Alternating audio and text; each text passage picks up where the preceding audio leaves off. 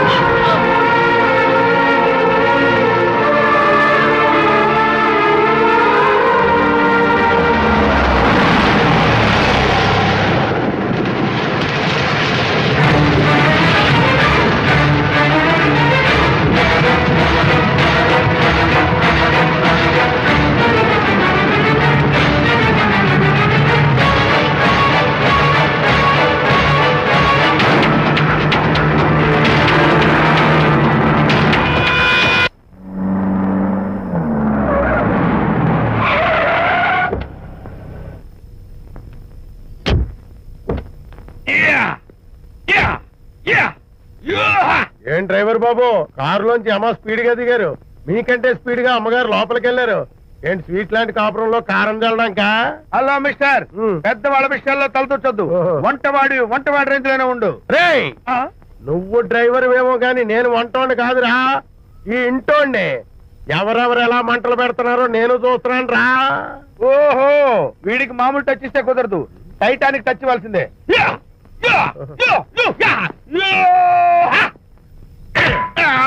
వంటటానికి touch రా, Titanic Titanic. ఇప్పుడు ఏంటి లాభం ఏంటల్లి? నేను ఎప్పుడో చెప్పాను ఆ ఎర్రతోలి పిల్ల నీ కొంప ముంచుతుంది అని. నా మాట విన్నావా? వాళ్ళిద్దరు స్నేహితులు మమ్మీ అంటే నా మాట కొట్టి పారేశావు. ఇప్పటికైనా మించిపోయిందేమీ లేదు. కౌగిలింతల వరకు వచ్చిన వాళ్ళ వ్యవహారం కాపురం పెట్టేంత వరకు తావేవ్వకుండా జాగ్రత్త పడు. అల్లుడు గారు రాత్రి ఇంటికి ఆలస్యంగా వచ్చారు అంటే వాళ్ళిద్దరు ఎక్కడ గడిపారో ఏమిటో. నీ ఆయన లేవగానే నిలదీసి అడుగు. ఏడిస్తే మగాళ్ళు లొంగరు, ఎదిరించాలి. అప్పుడే మన దారిలోకి వస్తారు. అర్థమైందా? అమ్మగారు, ఐడియా గొప్పగానే ఉంది కానీ లోగడ ఇలాగే అనుకుని మా ఆవిడ నన్ను ఎదిరిస్తే గోపకు ఇయ్యం అనిపించి విడాకులు ఇచ్చేశాను. పాటలుగా మ్యాటర్ రివర్స్ అయిపోతాం, ఆలోచించండి. నీ పని నువ్వు చూసుకో. నేను అదే అంటున్నాను అమ్మగారు, ఎవరి పనాలు చూసుకోవడం మంచిదే, లేకపోతే బతుకు పాసెట్టేసిన బిర్యానీ అయిపోతాయి.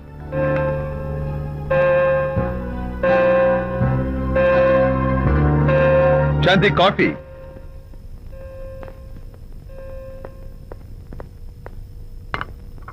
Good morning.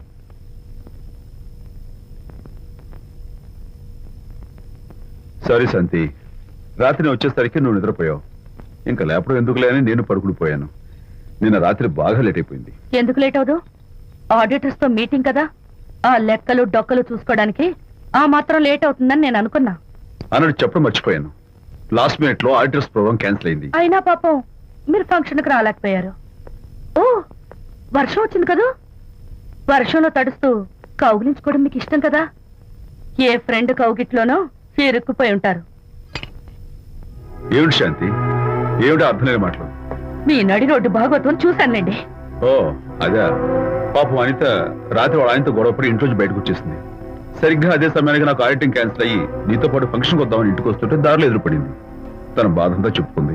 నేను ఓదార్చాలంటే మరి అంత గట్టిగా కౌగిలించుకుని ఓదార్చాలని నాకు తెలియదు. ఏం శాంతి అలా మాట్లాడతావు? అవునండి, నేను మాట్లాడింది తప్పే. ఆవిడ గారు మీరు క్లోజ్ ఫ్రెండ్స్, మీకు ఆవిడకి మధ్య చాలా ఉంటాయి. అవన్నీ మీరు నాకు చెప్పవద్దు, నేను విన్నవద్దు.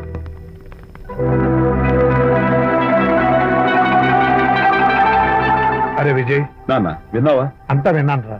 దీనికి అంతటికి కారణం అనిత.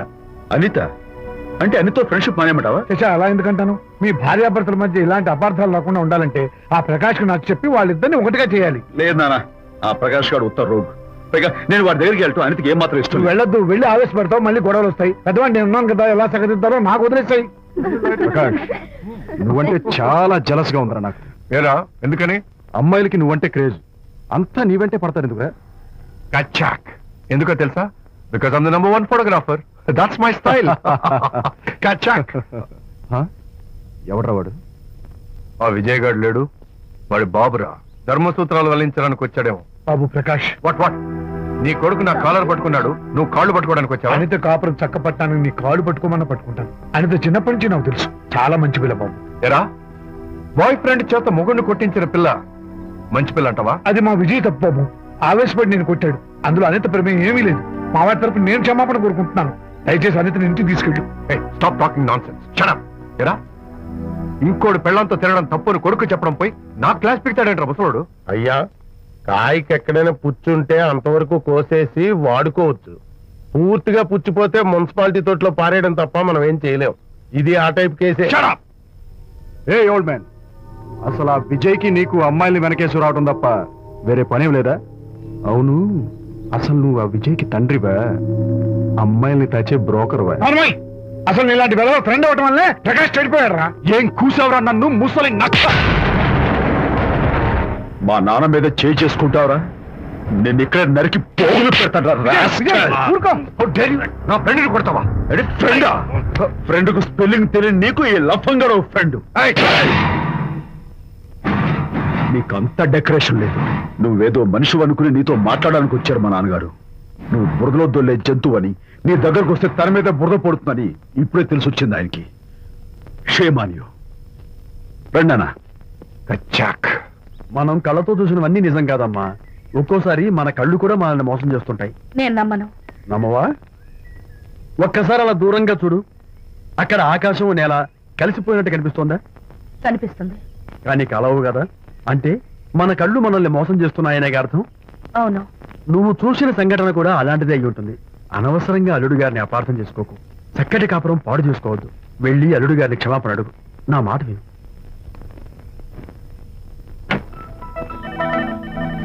May come in.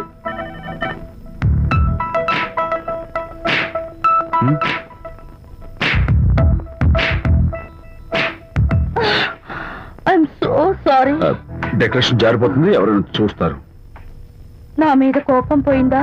ఆ, జరిగిందంతా మర్చిపోతారు కదూ? ఆ, మర్చిపోతాను. ప్రామిస్.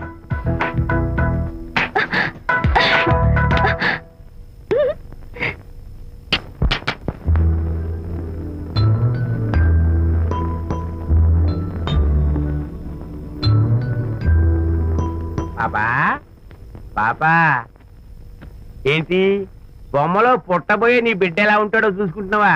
ఎందుకమ్మా, ఓ ఫుల్ బాటిల్ నాకు ఇచ్చావనుకో, తప్పటి అడుగులతో ముద్దు మాటలతో పుట్టబోయే నీ బిడ్డ ఎలా ఉంటాడో కళ్ళ కట్టినట్టు చూపించేద్దాం. ఏంటి రెస్పాన్స్ లేదు? లీనమైపోయావా? మరి నేనేమైపోను?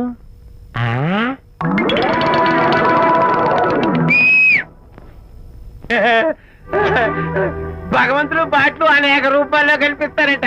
ప్రస్తుతం ఈ కప్పేలకు బాటిల్లా కనిపిస్తాను. ఆగు, దాన్ని మాత్రం అమ్మడానికి నేను ఒప్పుకోను. తప్పమ్మా, దేని మీద మమకారం పెంచుకోకూడదు. మందు మీద మమకారం పెంచుకోవడం వల్ల నన్ను చూడు, ఇంట్లో ఉన్నవన్నీ అమ్మేసుకుంటున్నానా? వద్దమ్మా, నా మాటను. మందంటే మనలో కలిసిపోతుంది, కప్పు మొక్కలైపోతుంది. ఏది శాస్త్రీయంగా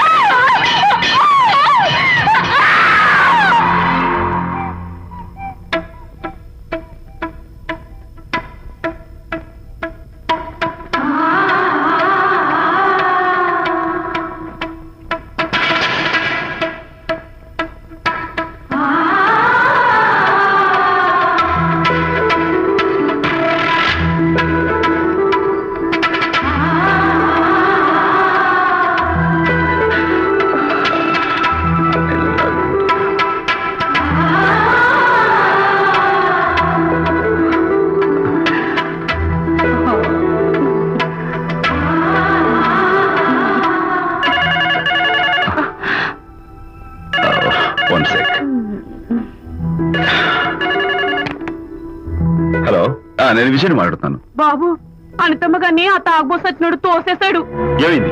అమ్మగారు కింద పడిపోయారు. బాధతో మెలికి తిరిగిపోతున్నారు. ఓ మై గాడ్, నాకు చాలా భయంగా ఉంది బాబు. మీరు తొందరగా రండి బాబు. నేను వెంటనే బయలుదేరి వచ్చేస్తాను. ఈ టైంలో ఎక్కడికండి? అనిత కింద పడిపోయిందంట. నేను వెంటనే దగ్గరుండి హాస్పిటల్కి తీసుకెళ్ళాలి. వేరే ఎవరైనా తీసుకెళ్తారండి. ఇప్పుడు మీరు వెళ్ళొద్దు ప్లీజ్. అర్థం లేకుండా మాట్లాడుకో.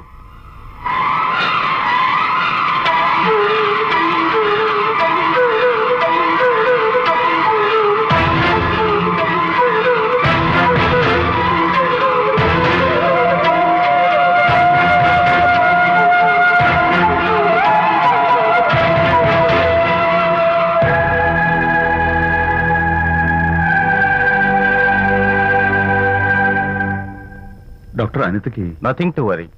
కాలికి దెబ్బ తగిలింది కాబట్టి పర్వాలేదు. అదే కడుపుకు తగిలింటే అబార్షన్ అయి ఉండేది. Thank God. Anyhow she's lucky. చూడండి, నెలలు నిండుతున్న కొద్దీ మీరు మీ షీస్ మై ఫ్రెండ్ డాక్టర్. అలాగా పెయిన్ ఎక్కువగా ఉంటే ఈ టాబ్లెట్స్ వాడండి. అలాగే డాక్టర్. ఇంత చిన్న దెబ్బకి అంత ఇదైపోతావేంటి విజయ్? చిన్నదేం కాదు, జరగకూడదు జరుగుంటే చాలా పెద్ద అయ్యేది. నువ్వు ఉన్నావుగా. సర్లే, డాక్టర్ ఏం చెప్పారు తెలుసా? నువ్వు పిచ్చి పిచ్చి ఆలోచనలు పెట్టుకుని మనసు పాడు చేసుకోవద్దని, ఎప్పుడు సరదాగా ఉత్సాహంగా ఉండాలని, కష్టమైన పనులు ఏమీ చేయకూడదని, బాగా రెస్ట్ తీసుకోవాలని, సమయానికి మందులు వేసుకోవాలని, మంచి ఆహారం తీసుకోవాలని, జ్యూసెస్ తాగాలని, ఎక్సర్సైజ్ చేయాలని. ఇవన్నీ డాక్టర్ గారు చెప్పుండరు, నువ్వే కావాలని చెప్తున్నావు కదా. అఫ్ కోర్స్, ఇందులో డాక్టర్ చెప్పిన కొన్ని, నేను కల్పించి చెప్పిన కొన్ని. ఈ డెకరేషన్ అంతా ఎందుకో తెలుసా? నా కొత్త ఫ్రెండ్ కోసం. కొత్త కొత్త ఫ్రెండా? నేను కాకుండా? ప్రస్తుతం నీ కడుపులో రెస్ట్ తీసుకుంటున్నాడు. రేపు వాడు బయటకు వచ్చాక నా చెవి పట్టుకుని, ఎరా భడవా, మా అమ్మని బెస్ట్ ఫ్రెండ్ అంటావే, మరి తను ఎలాగైనా చూసుకోవటం, నువ్వు చేసిన తప్పు శిక్ష ఉండో తెలుసా? నేను నీ బట్టల మీద, ఆ తర్వాత నీ మీద పోసేస్తాను అన్నాడు అనుకో, ఆ అత్తల సువాసనలకి, ఆ గుహాళింపులకి నేనేమైపోవాలి, నా బట్టలేమైపోవాలి. కాబట్టి అమ్ముడు, నా లిటిల్ ఫ్రెండ్ కోసం ఇక నుంచి నువ్వు నా మాట వినాలి, తప్పదు. ఓకే? విజయ్, నువ్వు నా తోడు లేకపోతే నేనేమైపోయేదాన్ని. నీ ప్రేమ అభిమానం చూస్తుంటే నాకేమనిపిస్తుందో తెలుసా? మళ్ళీ జన్మంటూ ఉంటే నీ కడుపున వచ్చి పాపాయిని పుట్టాలనిపిస్తుంది. ఎందుకంటే ఎలా చెప్పాలో. ఏ ఊరుకో. మా అనిత ఎప్పుడు ఇదొకటి అనితలాగే సరదాగా హుషారుగా అల్లరి చేస్తూ గోల్ చేస్తూ ఉండాలి. Okay? Come on, cheer up. That's good. Come on, let's go. రా తల్లి రా. అల్లుడితో చెప్పకుండా అలిగి వచ్చేసావా? చాలా మంచి పని చేశావు. నా కడుపున పుట్టినందుకు నేను గర్వపడుతున్నాను. దానికి కారకుండైనందుకు నేను సిగ్గుపడుతున్నాను. ఆడపిల్ల అడిగి అత్తవారింటి నుండి వచ్చేస్తే 4 మంచి మాటలు చెప్పి పంపించాల్సింది పోయి వెనకేసుకొస్తావా వేరు పెనుగా అన్నాడు సుబ్బాయమ్మ భర్త తన భార్యతో. శాంతి, శాంతి. అల్లుడు గారా, రండి రండి. ఏమిటి శాంతి, మాట మాత్రమే చెప్పకుండా వచ్చేసావు? మాట వినని మనిషితో చెప్పి రావాల్సిన అవసరం నాకు లేదు. సర్లే, పద ఇంటికి. ఏ ఇంటికి? మన ఇంటికి. ఇల్లాలి మాటకు విలువలేని ఆ ఇల్లు దాని ఇల్లు ఎలా అవుతుంది? మీరు ఆపుతారా? శాంతి, నువ్వు చిన్న విషయాన్ని పెద్ద విషయం చేస్తున్నావు. చిన్న విషయమా? ఇది చిన్న విషయమా? పెళ్లిలో అది మీతో రాసుకు పూసుకు తిరుగుతుంటే చిన్న విషయం అని సరిపెట్టుకున్నాను. నడి బజార్లో మీరు దాన్ని కౌగులించుకుని ఓదారుస్తున్నానని చెప్తే చిన్న విషయం అని సర్ది చెప్తున్నాను.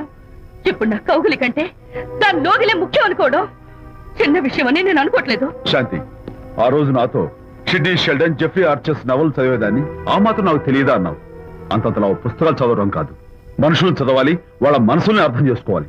బయలుదేరు. అబ్బో, ఇప్పటికే నిన్ను నీ ఫ్రెండ్ ని ఎక్కువగా అర్థం చేసుకున్నావు. అందుకేనండి చాలా ఎక్కువగా మాట్లాడుతున్నారు. ఏమిటి ఎక్కువ? ఆపండి. ఇది మా మొగుడు పిల్లల మధ్య సమస్య, మీరు అనవసరంగా జోక్యం చేసుకోకండి. ఇప్పుడు సమగా ఉందా? శాంతి, ఇంతకీ నువ్వు ఇంటికి వస్తావా రావా? వస్తాను, కానీ ఒక కండిషన్ మీద అయితేనే వస్తాను. ఇక మీరు అనితింటికి వెళ్ళకూడదు, తనతో మాట్లాడకూడదు. అంతేకాదు, మీ ఆ ఫ్రెండ్షిప్, ఆడ ఫ్రెండ్షిప్ పర్మనెంట్ గా కట్ చేసుకుంటేనే వస్తాను. శాంతి, మీరిద్దరూ నాకు 2 కళ్ళు లాంటి వాళ్ళు, అందులో కన్ను పొడి చేసుకోమడి ఎలా? ఇవాళ 2 కళ్ళు అంటారు, రేపు 2 ఇళ్ళు అంటారని ఏంటి గ్యారంటీ? ఆహా, అయితే ఫైనల్ గా చెప్తాను విను. అనిత నాకు ఫ్రెండ్, నేను తనతో మాట్లాడతాను, తన ఇంటికి వెళ్తాను, తన బాగోగులు చూస్తాను. నీకు ఇష్టమైతే నాతో రా, లేకపోతే. మీకు మీ ప్రత్యేకమైన ఫ్రెండ్ మీద, ప్రత్యేకమైన ఫ్రెండ్షిప్ మీద మోసు తగ్గి పెళ్ళం కావాల్సి వచ్చి నా కాళ్ళ దగ్గరికి వచ్చినప్పుడే నేను వస్తాను. ఛా, నీకు అంత డెకరేషన్ లేదు. పవిత్రమైన స్నేహానికి అర్థం తెలుసుకుని, భర్త లేని ఆడదాని బతుక్కి అర్థం లేదని గ్రహించి నువ్వే వచ్చి నా కాళ్ళు పట్టుకుంటావు. మైండ్